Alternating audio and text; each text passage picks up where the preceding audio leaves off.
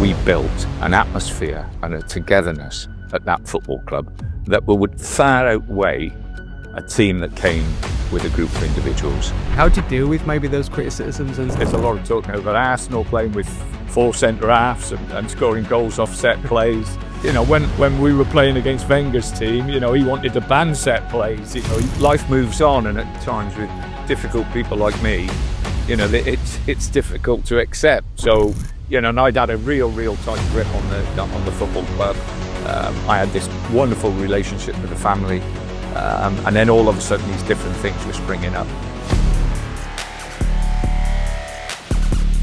I want to begin by asking you around your recent documentary, Chasing the Dream. How did that come about, and can you give a little insight on how that became an opportunity for you to share these experiences within academy football? Well, I think it started way back when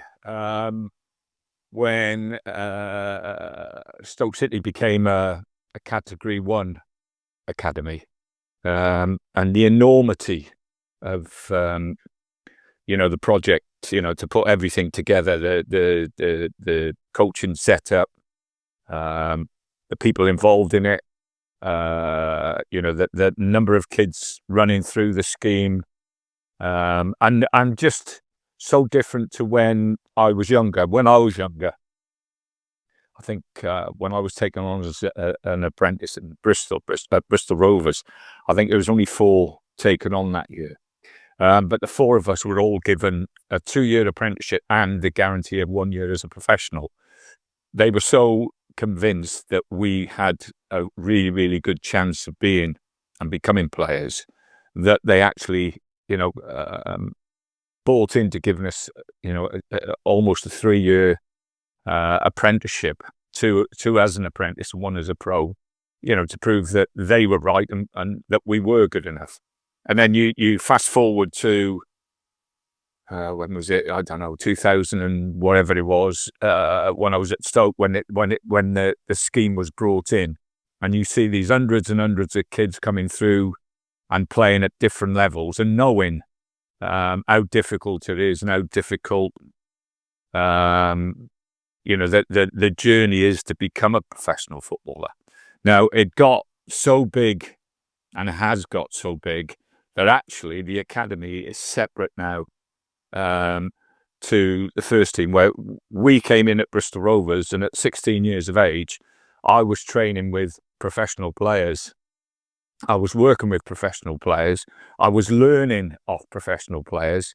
You had a situation now where there was so many players taken on to fulfill, you know, the academy games program, that it was almost impossible for the kids to be training and working with us as professionals.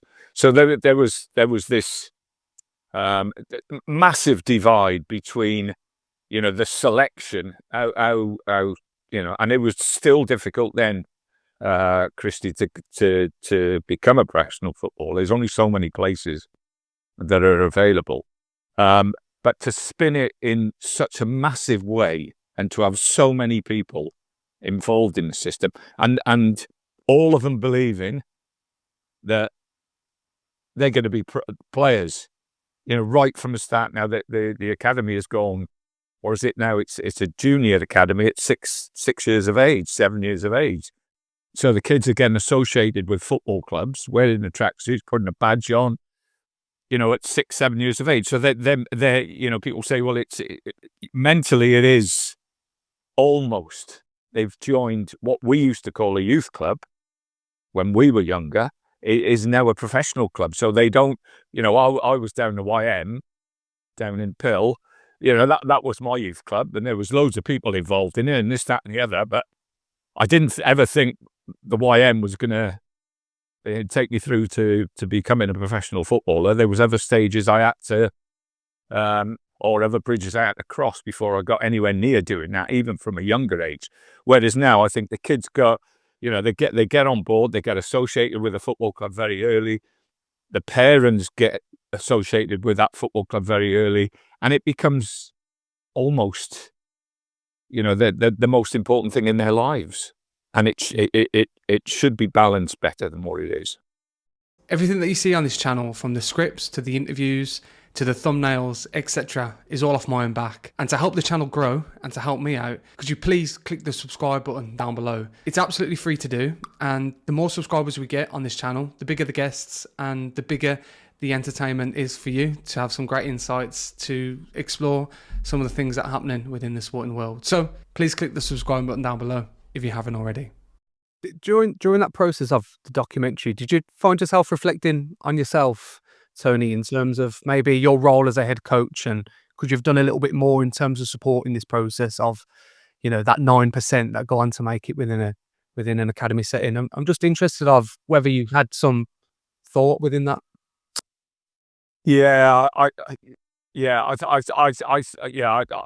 you know, we, and I say we, I think the coaching staff at Stoke, we had our reservations about the system in respect of the multitude of people that were becoming involved in it. But you know, it was almost, I can remember speaking to the club at the time, that was the way the club wanted to go. Everybody else was doing it and they thought it was right to do it. And then what you do, you just switch off and then get involved in really winning football matches, which was the most important thing for me at the time, was actually taking Stoke every week to games and trying to win games for Stoke. So you almost put it to the side. But no, listen, I want to get this right. Every kid, every boy, every girl at a young age should be able to follow their dreams, and they should be able to give as much as they possibly can to trying to achieve their dreams. But what I'm saying is the stats show, and it's got bigger and bigger and bigger. And you know, the girls' football, ladies' football is going to increase now over the next few years. So you're going to have the same situation with the girls as you've got with the boys. There has to be a realization that there's only going to be a small minority of these kids going to play professional football. The majority of them, are going to hit that brick wall and be told that they're not good enough. And for 10, 12, sometimes 13 years, they've given everything for that one thing that's going to be taken away from them. And it's so obvious that, and because of the stats, that there is only going to be a small number. That, you know, that it does amaze me that the parents and the kids at times don't see it. Although it's there in front of them, they don't see it. So I think we have a duty of care and a duty of responsibility to actually balance their dreams off with what is at times most probably more of a reality for them. You mentioned following dreams and understanding there's a life away from the game. How did that come apparent for yourself then? Obviously coming into a more of a management role after your playing career. Can you reflect on that? Oh no, I was, Christie, I was brought up with kids who got released. I was brought up through playing where, you know, the people of my ilk, you know, got to a certain stage and then fell away and weren't lucky enough like I was to, you know, to play professional football and then go into coaching and then go into management. I think when you go into management as well, and I'm talking about 100 years ago with me, we actually, the managers actually told the apprentices they weren't good enough. So, you know, the apprentices, if from say 17, 18 years of age, if those kids, if we didn't think they were good enough, the manager then took them in his office and the manager explained to the kids and the parents. And that was most probably, you know, I think I've said this before, for all the top players I've worked with and all the great things that have happened to me in respect to my career, one of the most difficult and one of the most self-affecting situations is telling that boy that he's not good enough. And you don't realize, you know, that how difficult it is and how tough it is until you actually have sat in that chair and look someone in the eye whose dream has been just to play professional football, that you personally don't think he's good enough. How did maybe your upbringing in Newport shape your management style, Tony? Is there anything that you learned from maybe your upbringing that was involved there? Oh, yeah, massive, massive. In South Wales, and I think it's been taken away um, massively now. The big thing was the community. Everything was about the community. I've spoke to people and told them if there was 8 of us living in that little house. If mum run out of milk, she could go next door and the neighbour would give her half a bottle of milk until the next day when mum would give her that bottle back. It was just everything. It was rough and it was tough, and but you don't realise that when you're younger. It was just normal and natural. We had nothing, but we had everything. We never wanted. We never wanted. I can never ever. I can't sit here at all, Christie, and say, "Oh, we missed out on this or we missed out on that." Everything was together. Everybody worked together, played together. You'd have your moments without a question of a doubt, but I was good at sport and I enjoyed sport. So I always gyrated down to the YM where everything was. In the winter, you play table tennis, you play snooker, you'd be doing this, you'd be doing that, you'd be in the gym playing football. As soon as the light nights came along and the weather changed a bit, then we'd be playing football all the time. We'd be school, drop our bags off. Mum wouldn't see us, that we'd be off. So the community was the community. I was very, very fortunate to be brought up with a group of lads. And because I was reasonably good, I played out at my age. At 15, I was playing with the men. And they looked after me. They protected me. They also mentored me in lots of ways. And I mean lots of ways. So I've got a lot to thank that area. And especially the people at the YMCA, for looking after me. Debbie's is a great story, Christie. Debbie's uncle, Tony Jenkins, who's 90 years of age, I think, next year. Wonderful fella. Tony was ran the YM, and on a Saturday, I'd play for the school in the morning, and then I'd run to the YM and try and get there before 2:00 to put my name down to play. They had 5 men's teams, but to play, you had to put £1 in for the kit to be washed. And I never had £1. I was 15 years old. I wouldn't ask mum and dad for that sort of money. And I used to go up there, and Tony used to have a book, and there'd be blackboards, 5 blackboards, and I'd put my name down, and about 10 minutes later, he'd come back. You're playing in the fifths. You're in the 5th team today. Where's your money? And I go, oh, I've got no money. And he had a little black book, and he'd go, tick, that's another £1 you owe me. Go on, off you go. And he'd tell me to go and find one of the lads who was driving a car, because we never had a car. My mum and dad never had a car, but dad travelled everywhere on a push bike. So yeah, it was like that. And Tony now, obviously he didn't realise at the time, I married his niece, and he used to come up to Stoke and used to come up to West Brom, and I'd get him tickets and this, that and the other. And he'd have that little black book and he'd tick it off and go, you're still in debt, mind, you're still in debt.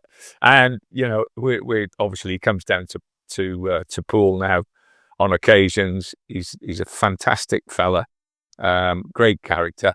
And he's got that indelible characteristic of that area. He's a very, very straightforward, honest person who all his life, he was a coalman, all his life worked very, very hard. Did you think those traits were installed in terms of you being a manager? And you mentioned that hardship in Newport. Were you determined to do something in terms of getting this opportunity to become a football manager, to really give it a go and put all that energy and traits into a career within the game? That's where I think the senior players who I played with were a great help, because I was given that opportunity to go to Bristol at 15. And, you're 15 years of age, you start going out drinking, you start doing stuff you shouldn't be doing, going out late, coming in late, this, that and the other. There was mentors within those groups who sort of looked at me and said, listen, you've got a chance. Don't waste it. And they were fantastic. I think when you look back, Christie, I'd go home every weekend. I'd always go home. Dad would let me have one night out a month. And that was my night out. And otherwise, he wouldn't let me in. And his attitude was the same as the lads. You've got this chance. You're the lucky one. You take it. Make sure you take it. You grasp it with both hands and don't let it go. You mentioned the element of the EPPP coming in at your time at Stoke, and obviously just reflecting on your career, very successful in terms of that spell of trying to, or getting into the Premier League and bringing stability to Stoke City. What do you think were the key reasons behind that, Tony? Can you give some explanation in terms of your leadership and management that defines that success at that time? I think I always had that feeling that one day it might finish, and it frightened me. I didn't want it to finish. I wanted to be in it and be in it and be in it. So I always had that as a player, as a coach and a manager. I always had that wake up every morning, make sure I do the best I possibly can every day, because I didn't want it to finish.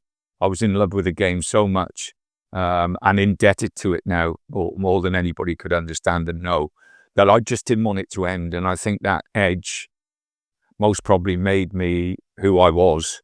I recognised and realised that I was such a lucky lad, and I'd come out of an area where, and that there's people there still in the same houses, still doing the same things. I actually managed to spring out of that and do something that I could never have dreamed of.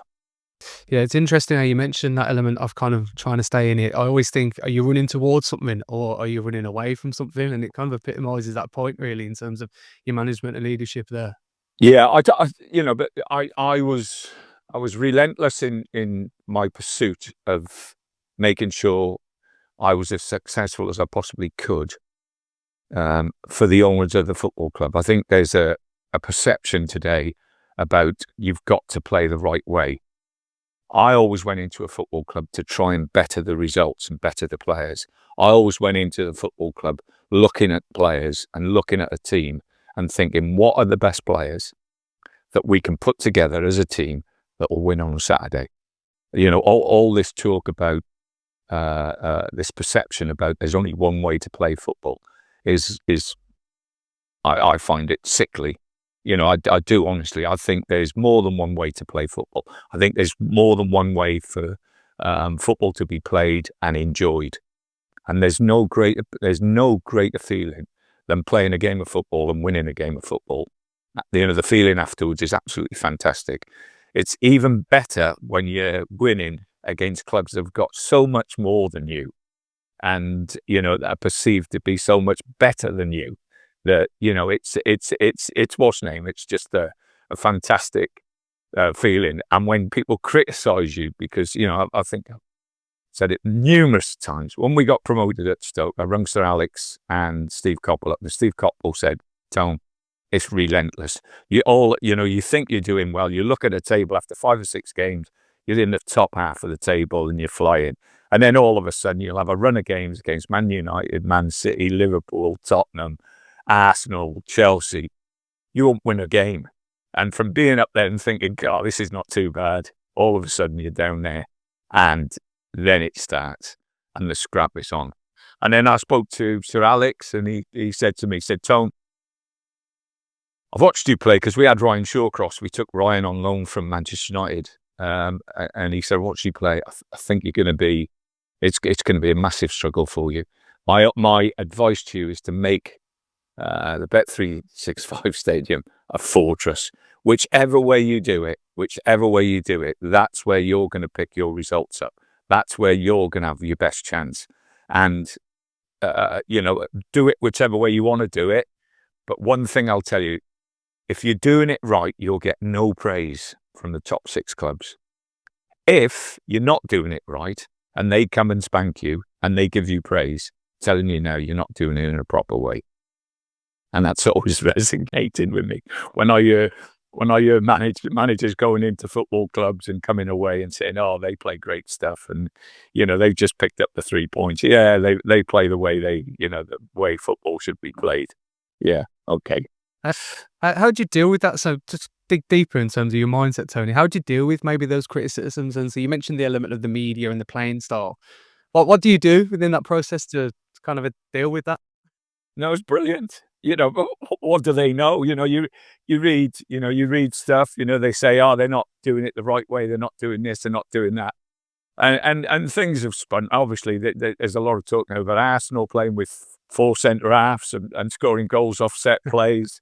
You know, when we were playing against Wenger's team, he wanted to ban set plays. He wanted to do this. He wanted to do that. Now we listen. I knew what it would take to get Stoke from a mid-table, lower mid-table. I took over at Stoke, my first spell at Stoke. They were actually fighting relegation from the Championship down to the First Division. And over those 10, 11 years, we spun it round and went to Europe, went to a cup final,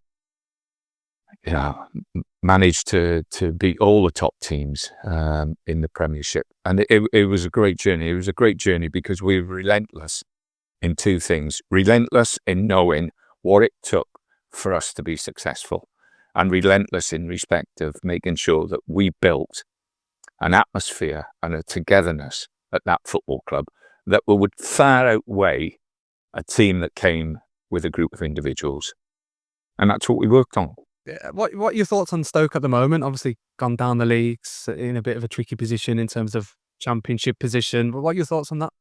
Well, I've still got a great love for the football club. I've got undying loyalty to the coach, the family. Peter was a wonderful man, a wonderful chairman.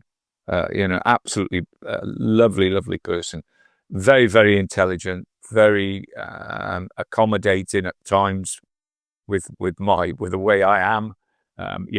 He worked me out pretty early and would take me out for if we'd had arguments or I was losing the plot on something. He would always take me out and we'd have a meal and a couple of glasses of wine, and he'd put me back on track. He was very important to me, Peter.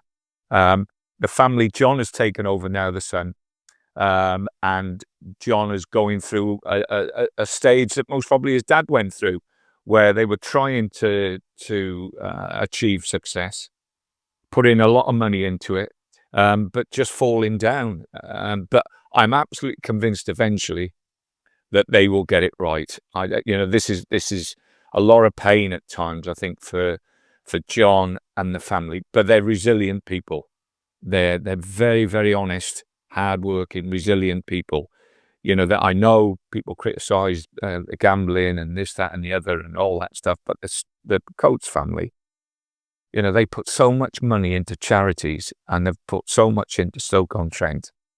It's remarkable, Christie, and I just hope, I hope and pray that they will eventually. I just hope the pain doesn't last too much longer, and that they do get it right and they do get the success that the family deserve. And when I say the family now, obviously John has picked the baton up. The success that John really deserves for the amount of effort he's put into it, the amount of money they've put into it, and the love of the football club, because they do absolutely love that football club and that area. I went to university at Staffordshire University, so I understand kind of the area and the atmosphere there. But it is interesting now, you mentioned the element of ownership, and there is stability there. It's just strange how they've never really seemed to have challenged to get promoted again since that time when they got relegated a few years back. Yeah, I think that looking back, I think they obviously they felt they needed a change. That change came, and it just went away from everything that the club and the area knew, and they've got to try and somehow just get back to the basics. The area is a fabulous area. Well, you've been there. They're very honest people. They're very, very straightforward people. They do, and it can be very intimidating at times. But they're hardworking, people. They're that type that if they see something, they believe their eyes. They don't believe what other people are telling them. They look and they see and they react off that. They don't react off what someone else has said. And that's why most probably I enjoyed it so much there, because they were tough, but they were straightforward with it. Did you try the oat cakes there, Tony?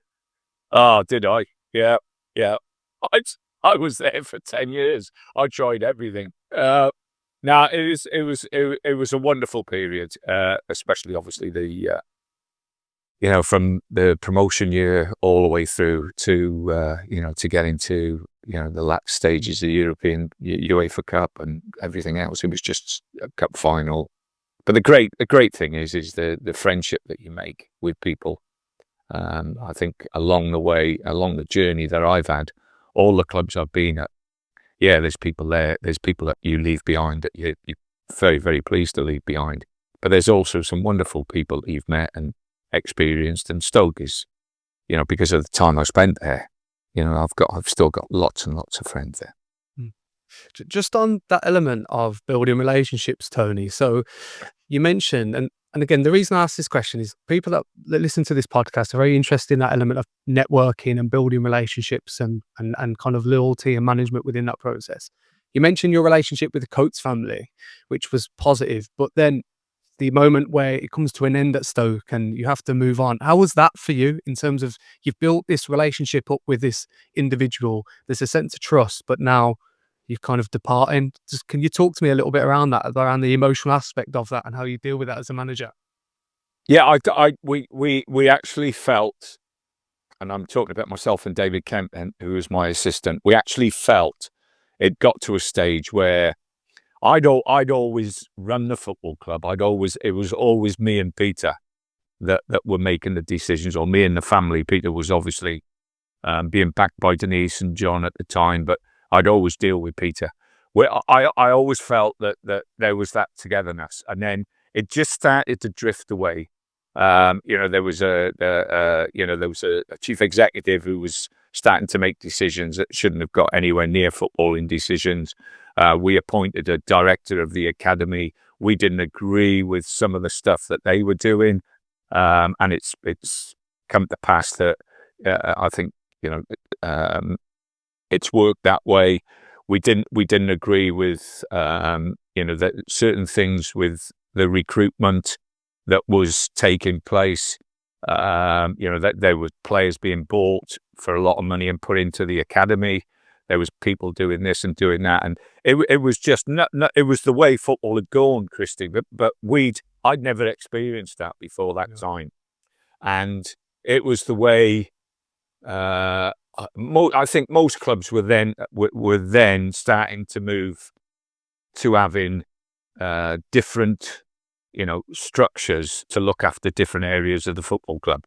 Whereas I'd been an old-fashioned manager who had everything in my grasp. So I didn't like walking into a training ground and seeing, 30, 40 young academy players who didn't know me and I didn't know them. It was strange.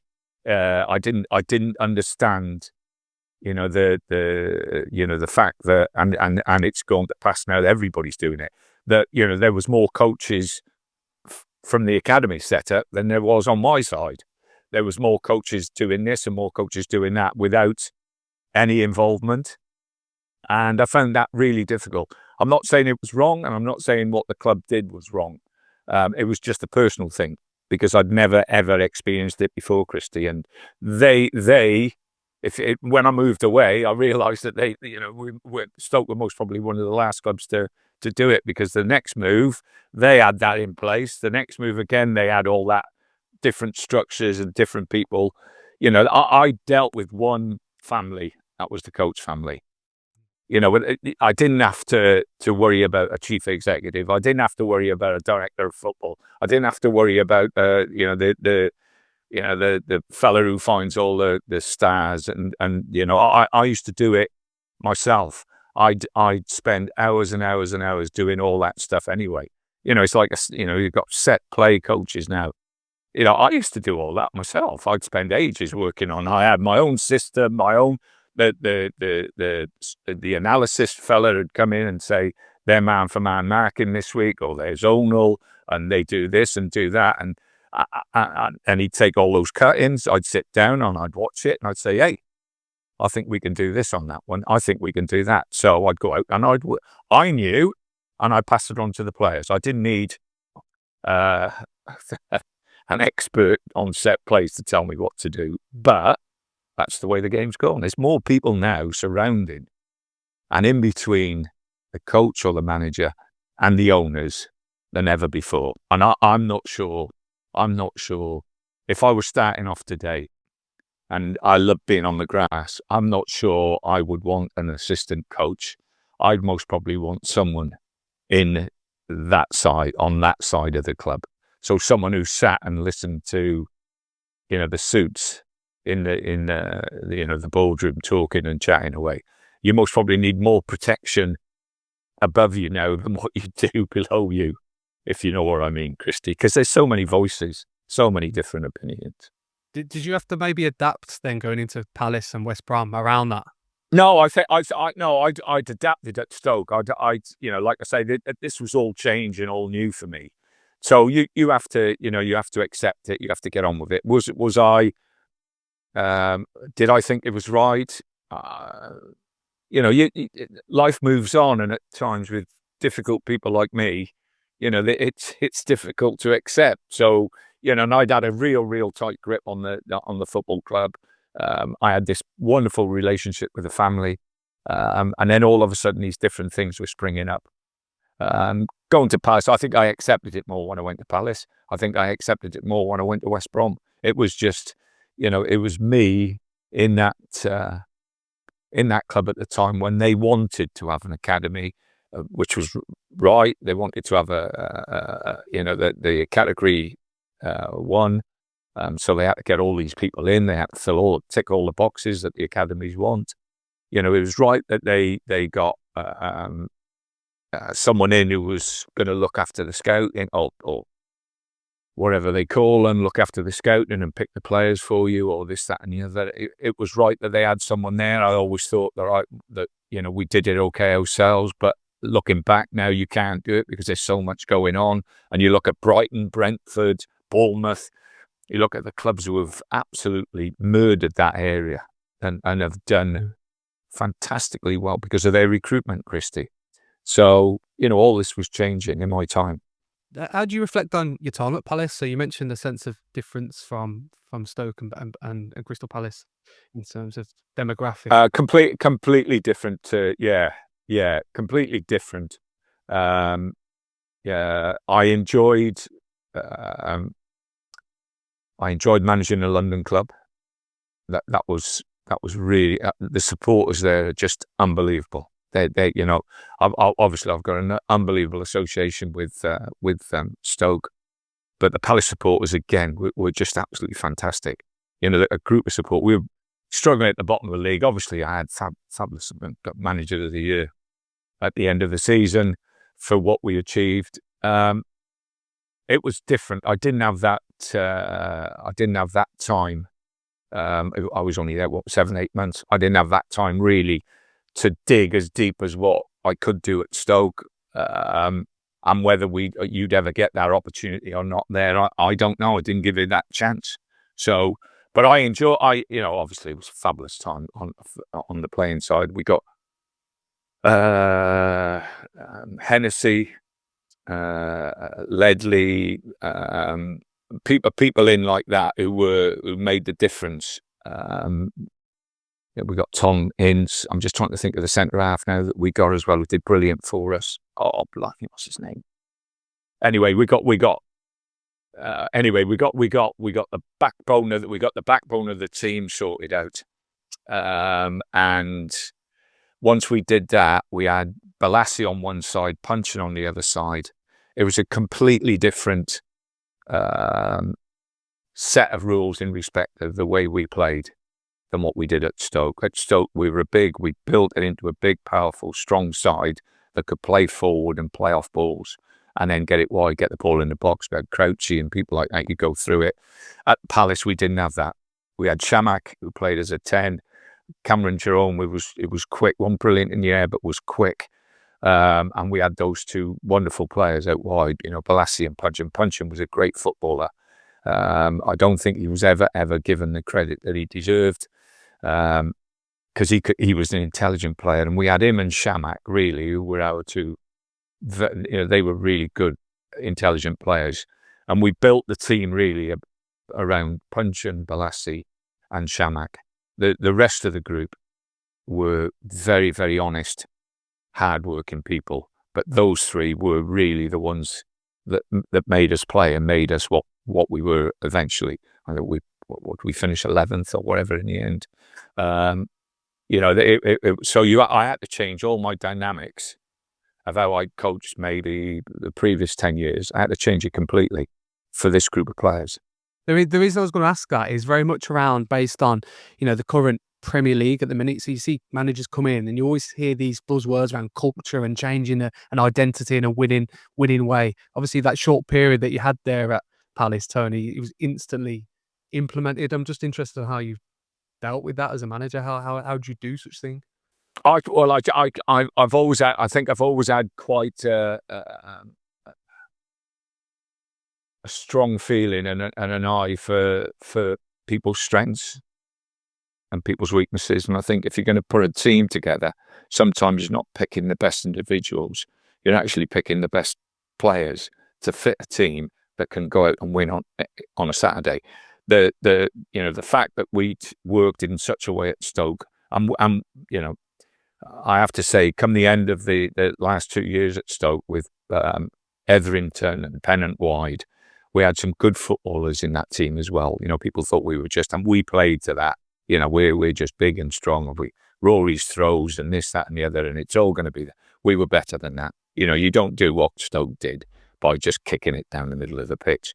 So going to Palace and looking at the different strengths and the weaknesses, we knew we had to get a backbone. So we got those 3-4 players in the window. As soon as we got them in, we had the players to set up a system where we could counter-attack.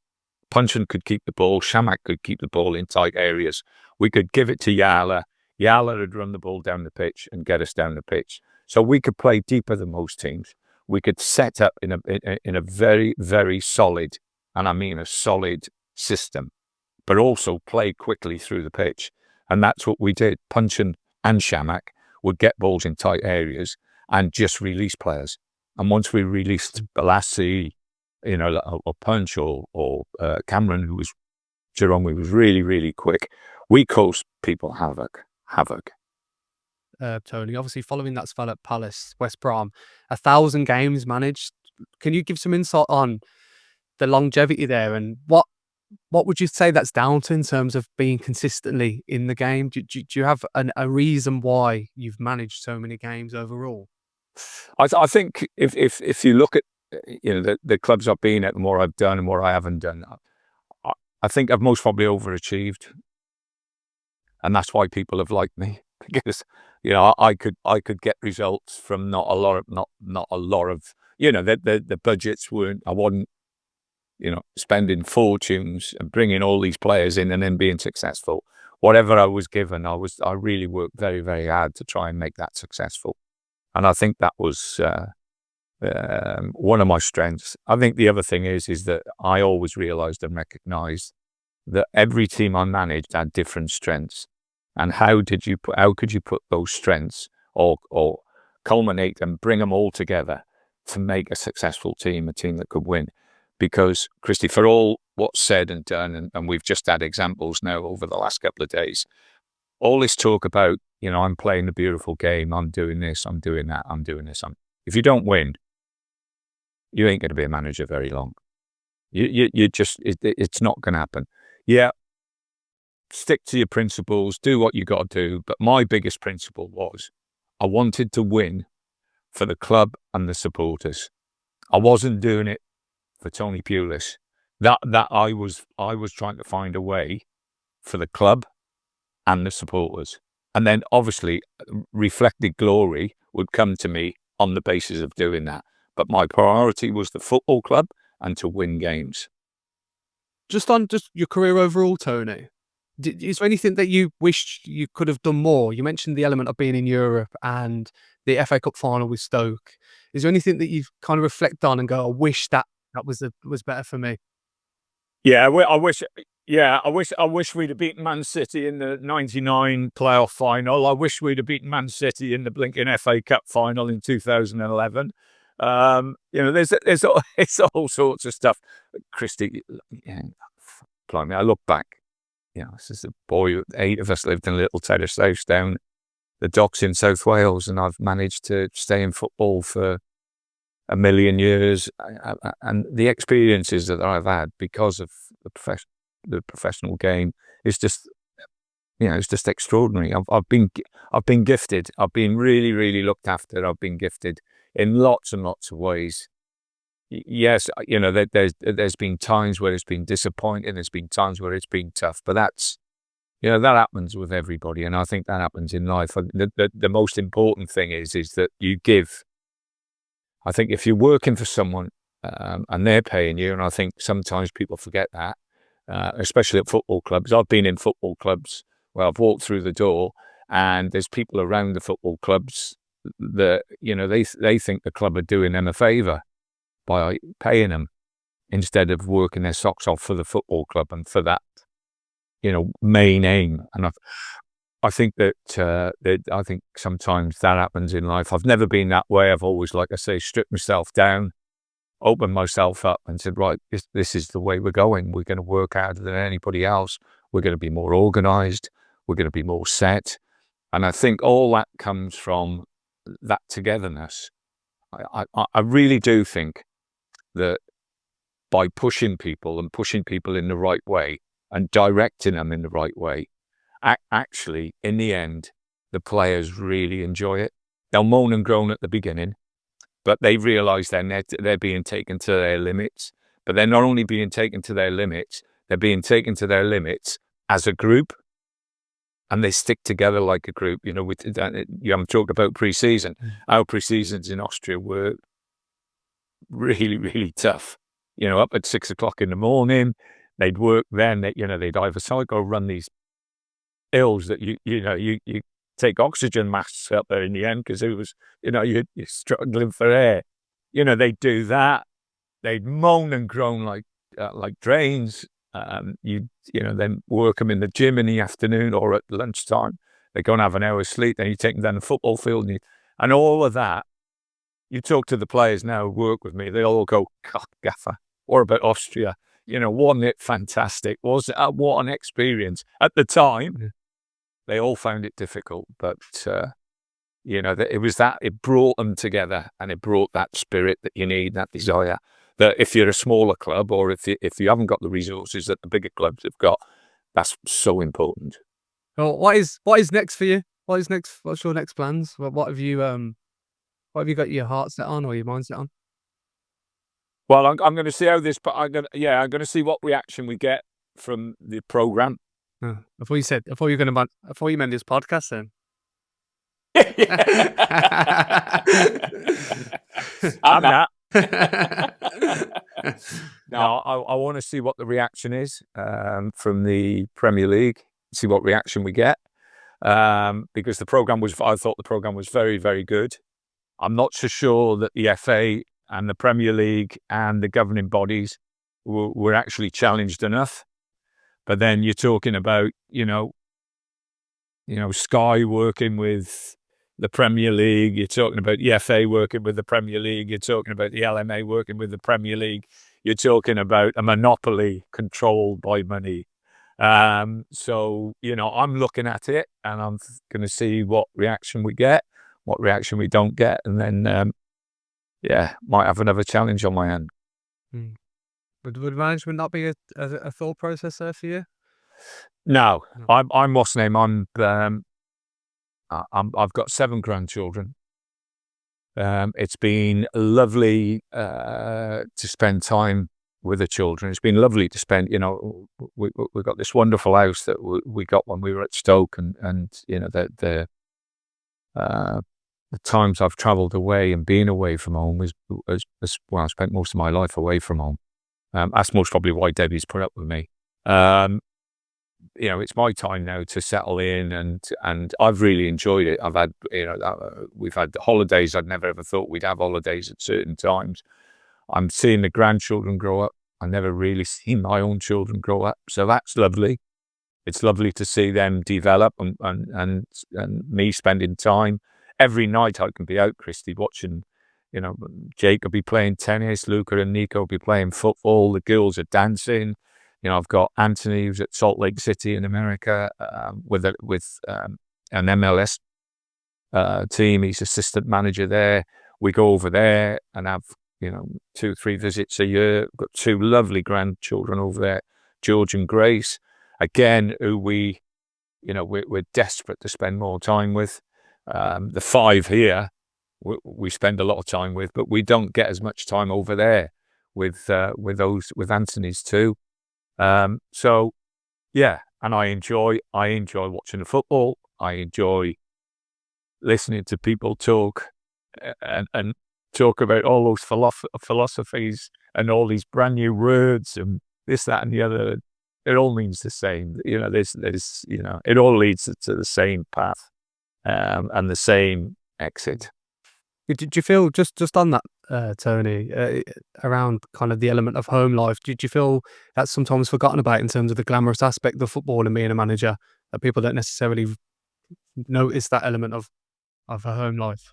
Yeah, I listen. I think it's from doing it from 15 all the way through to 60. What was I, 64, 65, whatever it was, doing it for that longer period of time, and then coming out of it. The initial period is difficult because you're looking at things, and you've been in a routine all your life, so it's difficult it's almost like coming off a drug. You've got to take your time and be careful with it. And I think I've got over that stage now. I still look at things in my own way, and try and understand what's going on in other ways, and listen. I listen to a lot of people talking about football, a lot of people talking about other sports. I love rugby union. Coming from South Wales in the 70s, we had the greatest team ever, and some of the greatest players ever. So that is in me. So I enjoy that. I love watching the golf and tennis, and I've got a life outside now. I've built a life for myself outside of football, but I'm still touching it the way I need to touch it. History is a hobby of yours as well. Am I right in saying that? I'm sure I read something now that you love history. Yeah, I love my history. I've done loads. I've done loads of stuff. Napoleon was stuck with me for a long, long time. I love reading about great leaders, and Shackleton. I've read the couple of books there.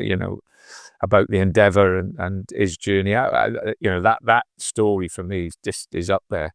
How do you get locked into ice, the boat cracks up, and you've got 2 old boats that you're dragging across hundreds of miles of ice, and then you jump in one of the boats and you manage to get to, what was it, Elephant Island, and he settles them there, and then he goes off again, and everybody comes back. He actually saves everybody. And Worsley, obviously, who was his second in command, played a massive part in it. But when you look at that, when you look at the clothes they were wearing, Christie, little woolen gloves, out in temperatures of minus, like whatever it was, the wind blowing, and the deprivation they went through, how strong those people must have been. Not just physically, but mentally. It's just that really resonates with me. And I think there's a lot of stuff now about the empire and everything else, a lot of negative stuff, but there's also a lot of great stories to be told about people in this country who did wonderful things, absolutely wonderful things, great leaders, and also great people who sacrificed everything for this country. Tony, we'll end there. I just want to thank you for giving me the opportunity to speak to you. Before this podcast, I kind of joked around with Darren Moores, saying I was interviewing today, and I was a bit nervous doing it, but I think it's been over very much an open dialogue, very much an insightful one, and hopefully it can help students, professionals, people within management and leadership as well. And more importantly, those within the academy system that hopefully can reflect on some of the things that you've spoken about today. So once again, thank you and good luck with everything in the future. Thanks very much.